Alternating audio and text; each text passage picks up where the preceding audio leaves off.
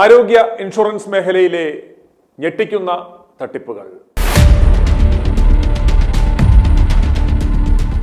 പല വിദേശ രാജ്യങ്ങളിലും എല്ലാ ജനങ്ങൾക്കും സർക്കാർ ഹെൽത്ത് ഇൻഷുറൻസ് പദ്ധതികൾ ഉണ്ടെങ്കിലും ഇന്ത്യയിൽ ഇന്നും ബഹുഭൂരിപക്ഷം ജനങ്ങൾക്കും ഹെൽത്ത് ഇൻഷുറൻസ് സംവിധാനം ഇല്ല.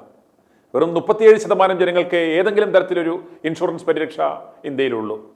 63% ജനങ്ങൾക്കും ഇവിടെ ഇൻഷുറൻസ് പരിരക്ഷയില്ല. ഇന്ത്യയിൽ ഇൻഷുറൻസ് പരിരക്ഷയുള്ളവർ അതിസമ്പന്നരോ സർക്കാർ ജീവനക്കാരോ ഉയർന്ന മാസവരുമാനമുള്ള ആളുകളോ മിഡിൽ ക്ലാസ് ആളുകളോ ആണ്.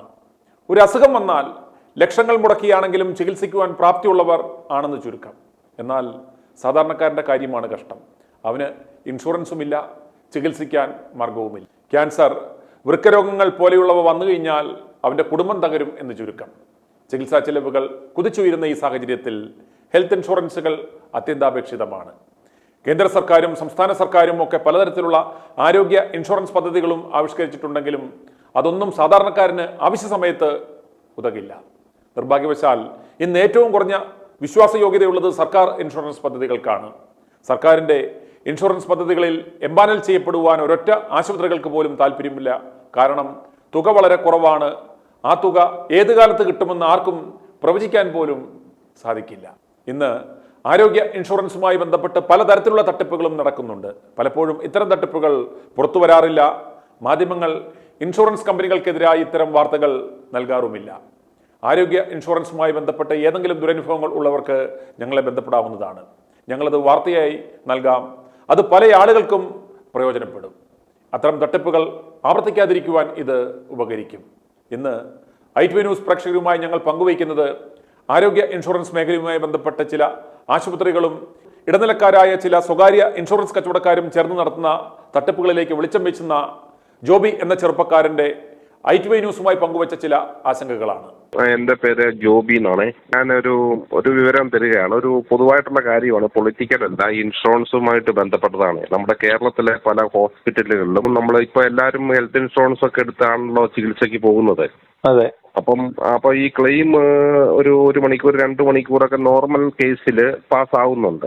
അത് 2 മണിക്കൂർ, മാക്സിമം 4 മണിക്കൂർ. അത് തേർഡ് പാർട്ടി അഡ്മിനിസ്ട്രേഷൻ അങ്ങനെ ചില കമ്പനികൾക്കുള്ള, അതുകൊണ്ട് ഇച്ചിരി ലേറ്റ് ആവും. അപ്പൊ അഡ്മിറ്റ് ചെയ്ത് കഴിയുമ്പോൾ ഇതിന്റെ പ്രോസസ്സും പേപ്പർ വർക്കും ഈ ഇൻഷുറൻസ് കമ്പനികൾക്ക് ഈ ഹോസ്പിറ്റലിൽ കൊടുക്കാതിരിക്കുന്നുണ്ട്. എന്നിട്ട് കൊടുക്കാതിരുന്നിട്ട് ചില ഫൈനാൻസ് കമ്പനികളുണ്ട്. ഈ ഫൈനാൻസ് കമ്പനികൾ എന്ന് പറഞ്ഞാൽ ഒന്നുകിൽ ഈ ഹോസ്പിറ്റലുമായിട്ട് ബന്ധപ്പെട്ടവർ നടത്തുന്ന ഫൈനാൻസ് കമ്പനികളായിരിക്കും, അവരുടെ പാർട്ട്നേഴ്സ് നടത്തുന്നത്. അതിന് കേരളത്തിലെ ഹോസ്പിറ്റലിന്റെ അകത്തെ ഓഫീസ് കാണുകയുള്ളൂ. മറ്റ് ടൗണുകളിലൊന്നും അതിന് ഓഫീസ് ഈ മുത്തൂറ്റ് അല്ലെങ്കിൽ ഇങ്ങനെ ബോർഡ് വെച്ചിരിക്കുന്നില്ല. അല്ലെങ്കിൽ നോർത്ത് ഇന്ത്യ ബേസ്, നോർത്ത് ഇന്ത്യയിലായിരുന്നു ഇത് കൂടുതലായിട്ടുണ്ടായിരുന്നത്. ഇപ്പൊ കേരളത്തിലേക്ക് വരുന്നുണ്ട്. ഇപ്പൊ ഞാൻ മനസ്സിലാക്കിയ അനുസരിച്ച് അസ്റ്റർ മെഡിസിറ്റി ഒക്കെ ഉണ്ടെന്നാണ് മനസ്സിലാക്കുന്നത്. സർജറിയോ മറ്റു വന്നാൽ അവര് ഫിനാൻസ് ചെയ്യും, EMI ആയിട്ട് അടയ്ക്കണം. അങ്ങനെയാണല്ലോ. EMI ആയിട്ടല്ല, EMI വേറെയാണ്. EMI വേറെയാണ്. നമ്മൾ മൊബൈലൊക്കെ മേടിക്കുന്നോട്ടുള്ള ഇതേ ഉള്ളൂ EMI എന്ന് പറഞ്ഞ്. അത് കുറച്ചുകൂടെ നിയമപരമാണ്. പക്ഷെ മൊബൈലിനൊക്കെ നമുക്ക് അഡീഷണൽ പൈസ അടയ്ക്കേണ്ടി വരികയില്ല.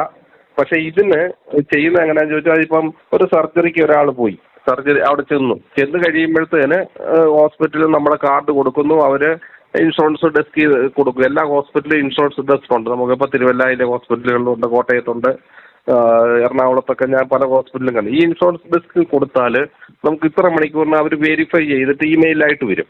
ഇത് ഇമെയിലായിട്ട് വരാതെ ഇവരെന്ത് ചെയ്യും, ഇത് അങ്ങോട്ട് കൊടുക്കുകയില്ല, അയക്കുകയില്ല. ഇന്റിമേഷൻ എന്ന് പറയും. ഇത് അയക്കുകയില്ല. അയക്കാതെ വെച്ചിട്ട് പറയും ഈ ഫോമിലൊന്ന് ഒപ്പിട്ടോ, ഈ ഫോമിലൊന്ന് ഒപ്പിട്ടോ എന്ന് പറഞ്ഞ് ഈ ഫിനാൻസിന്റെ ഫോമിൽ ഒപ്പിടിപ്പിക്കും. ഈ ഫിനാൻസിന്റെ പേപ്പറിൽ ഒപ്പിടിപ്പിക്കും. കാരണം നമ്മൾ ഹോസ്പിറ്റലിൽ നിൽക്കുമ്പോൾ നമ്മൾ ഇതൊന്നും വായിച്ചു നോക്കുകയില്ല, ഇൻഷുറൻസിന്റെ ആണെന്ന് പറഞ്ഞ് ഒപ്പിടിപ്പിക്കും.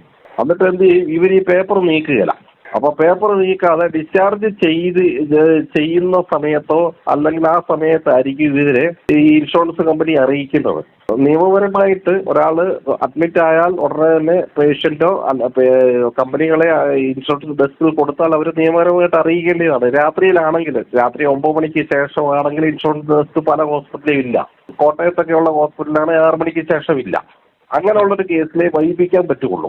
ഇത് മനഃപൂർവ്വം ഇവർ പ്രോസസ്സ് ചെയ്യാതെ ഈ പേപ്പർ അവിടെ പിടിച്ചു വെക്കും. എന്നിട്ട് എന്ത് ചെയ്യും, നിങ്ങൾക്ക് ഇന്ന ഫിനാൻസ് കമ്പനിയിൽ നിന്ന് നിങ്ങൾക്ക് ഇൻഷുറൻസ് കമ്പനി അപ്രൂവൽ ആക്കിയില്ല, അത് നിങ്ങളുടെ കമ്പനി സ്റ്റാർ ഹെൽത്ത് അല്ലെങ്കിൽ ബാബൂപ്പ് അല്ലെങ്കിൽ ഇങ്ങനെ ധാരാളം ഹെൽത്ത് ഇൻഷുറൻസ് മാത്രം ചെയ്യുന്ന കമ്പനിയുണ്ട്. അങ്ങനെയുള്ള കമ്പനിയുടെ ആ കമ്പനിയുടെ കുഴപ്പം കൊണ്ടാണെന്ന് പറയും.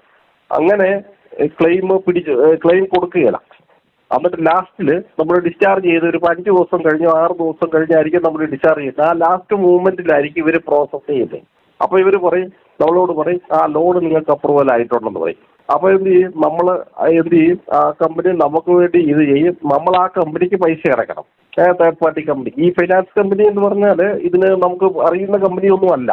അപ്പം ഈ കമ്പനിക്ക് നമ്മൾ പൈസ അടച്ച് നമ്മൾ ഡിസ്ചാർജ് ആയി പോകും. നമ്മൾക്കിപ്പോൾ ഡിസ്ചാർജ് ആയി പോകും, ഹോസ്പിറ്റലിൽ നിന്ന് ഡിസ്ചാർജ് ആകുക എന്ന് പറഞ്ഞാൽ നമ്മൾ എത്രയും പെട്ടെന്ന് വീട്ടിൽ പോകാനേ ശ്രമിക്കുകയുള്ളൂ. അപ്പം നമ്മൾ പറയും ഇൻഷുറൻസ് കമ്പനിയുടെ കുഴപ്പമാണ്, കമ്പനിക്കാർ തന്നില്ലെന്ന് പറയും. ഹോസ്പിറ്റലിന് കിട്ടുന്ന ഗുണം എന്താണെന്ന് ചോദിച്ചാൽ, ഇപ്പം ഈ ഹാർട്ടിന്റെ ഓപ്പറേഷന് ഇപ്പം നമ്മൾ ഹോസ്പിറ്റലിൽ പോയി ചെയ്യാറ് 5 ലക്ഷം 6 ലക്ഷം എന്ന് പറഞ്ഞ റേറ്റ് ആണെങ്കിൽ ഇൻഷുറൻസ് കമ്പനി അത്രയും തുക കൊടുക്കുകയില്ല. ഇവരുമായിട്ട് ഒരു MOU ഉണ്ട്. ആ MOU പ്രകാരം 5 ലക്ഷം ഉള്ളിടത്ത് ചിലപ്പോൾ 3 ലക്ഷം 3.5 ലക്ഷം കൊടുക്കുകയുള്ളൂ. അതിനേക്കാളും ഒരു 10-25% കുറച്ചേ കൊടുക്കുകയുള്ളൂ. അല്ലെങ്കിൽ അങ്ങനെയൊക്കെ കുറച്ച് കൊടുക്കുകയുള്ളൂ. 25% 30% കുറച്ചേ കൊടുക്കുകയുള്ളൂ. അതൊരു ബിസിനസ് ഡീലാണ്. ഇവർക്ക് ഇങ്ങനെ വരുമ്പോഴത്തേനും ഈ കമ്പനിയിൽ നിന്ന് 5 ലക്ഷം തന്നെ ഇവർ മേടിച്ചെടുക്കും. എന്നിട്ട് ഇവരോട് പറയും നിങ്ങൾക്ക് ഈ കമ്പനി പ്രോസസ് ഇവർ ചെയ്തിട്ടുണ്ടെന്ന് പറയും. ഏറ്റവും കൂടുതൽ ഡിസ്ചാർജ് ആയി കഴിഞ്ഞാൽ പിന്നെ ക്യാഷ്ലെസ് അല്ല, റീഇംബേഴ്സ്മെന്റ് ആണ്. അപ്പം ഈ രോഗിയോ രോഗിയുടെ ബന്ധുവോ ഈ പേപ്പർ എല്ലാം കൊണ്ടു നടന്ന് ഇൻഷുറൻസ് കമ്പനിക്ക് വീണ്ടും അയച്ചു കൊടുക്കണം.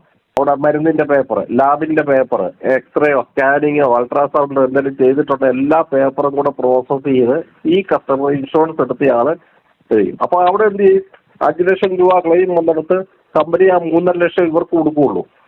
അപ്പൊ അതെന്ന് പറഞ്ഞാല് ഇങ്ങനെ ഒരു ലെൻഡിങ് മാഫിയ ഇങ്ങനെ മെയിൻ ഹോസ്പിറ്റൽ കേന്ദ്രീകരിച്ച് ഈ റിനായി മെഡിസിറ്റിയിൽ അങ്ങനെ ഉണ്ടെന്നാണ് കേൾക്കുന്നത്. ഒരു കേരളത്തിൽ ഒരു 10-18 ഹോസ്പിറ്റൽ ആയിട്ടുണ്ട് ഇപ്പൊ അങ്ങനെ.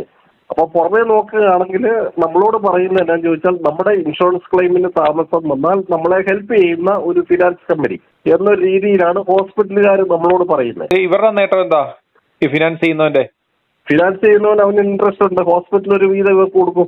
നമുക്ക് 5 ലക്ഷം രൂപ എന്ന് പറഞ്ഞാൽ 5 ലക്ഷം രൂപ ചെലവായാൽ 5 ലക്ഷം രൂപ നമുക്ക് കിട്ടുകയില്ല. ഒരു ഹോസ്പിറ്റലിൽ ഒരു ഇൻഷുറൻസിലും 5 ലക്ഷം രൂപ ചെലവായാൽ നമുക്ക് നോൺ പേയബിൾ ഐറ്റം ഉണ്ട്. ഈ മാസ്ക്, ഗ്ലൗസ്, ട്യൂബുകൾ, യൂറോളജി ഒക്കെ വരികയാണെങ്കിൽ ഈ ട്യൂബുകൾ അങ്ങനെ ഒത്തിരി ചെലവ് വരും. അപ്പൊ എന്റെ ഫാദറൊക്കെ അങ്ങനെ കിടന്നപ്പം അദ്ദേഹം മിലിറ്ററി ആയിരുന്നു, ECHS. അതിൽ പോലും ഈ ഇതിന്റെ കവറേജ് ഇല്ല.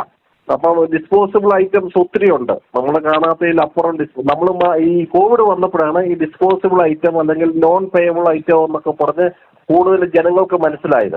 പക്ഷെ അതിനു മുമ്പും ഉണ്ട് ഈ അണ്ടർപാഡ്. ഇപ്പം മലവും മൂത്രമൊക്കെ ബെഡിൽ പോകുന്നവർക്ക് ഒരു പാഡ് വെക്കും, അണ്ടർപാഡ്. ഇതിലൊന്നും മെഡിക്കൽ കവറേജ് ഇല്ല. പക്ഷെ ഇന്ന് ചില കമ്പനികൾ അങ്ങനെയുള്ള അണ്ടർപാഡ് അങ്ങനെയുള്ള ഇതിനെല്ലാം കവറേജ് കൊടുക്കുന്ന ഒരു അഡീഷണൽ ഒരു റൈഡർ പോലെ നമുക്ക് എക്സ്ട്രാ പൈസ കൊടുത്താൽ അതിന്റെ കവറേജ് കൂടെ കിട്ടും.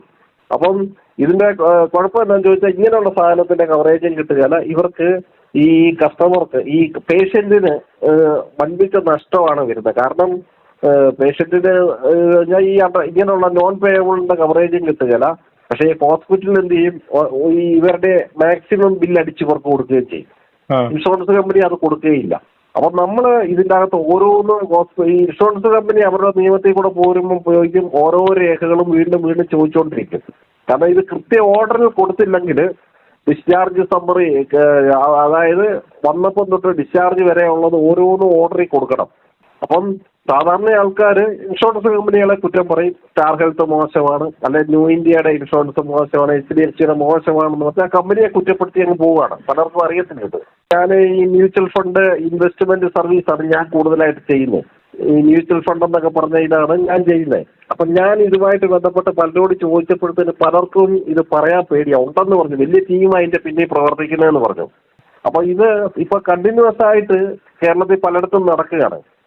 മെയിൻ ഹോസ്പിറ്റലുകളിൽ കൊച്ചിയിലാണ് മെയിനായിട്ട് ഇതിന്റെ കേന്ദ്രം. പക്ഷേ മറ്റ് ഹോസ്പിറ്റലുകളിലൊക്കെ ചെറുതായിട്ട് ഇങ്ങനെ വന്നുകൊണ്ടിരിക്കുകയാണ്. ആരോഗ്യ ഇൻഷുറൻസുമായി ബന്ധപ്പെട്ട് പ്രേക്ഷകർക്കുള്ള അഭിപ്രായങ്ങൾ അറിയിക്കുവാൻ ഞങ്ങളെ താഴെ കാണുന്ന നമ്പറിൽ വിളിക്കാവുന്നതാണ്. i2i News, an eye for truth. i2i News subscribe ചെയ്തിട്ടില്ലാത്തവർ ഇപ്പോൾ തന്നെ സബ്സ്ക്രൈബ് ചെയ്യുക.